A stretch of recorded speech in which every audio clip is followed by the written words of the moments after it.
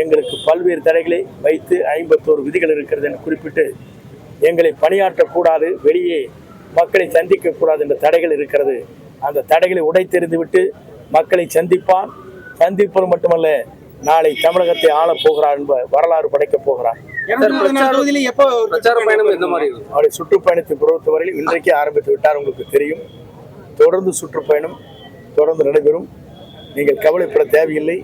அவருடைய சுற்றுப்பயணத்திற்கு பிறகு மக்களுடைய எழுச்சியை பார்த்ததற்கு பிறகு மற்றவர் வியந்து போகின்ற அளவுக்கு தான் மாற்றார் வியக்கின்ற அளவிற்கு அது உருவாகும் என்பதை நான் மகிழ்ச்சி.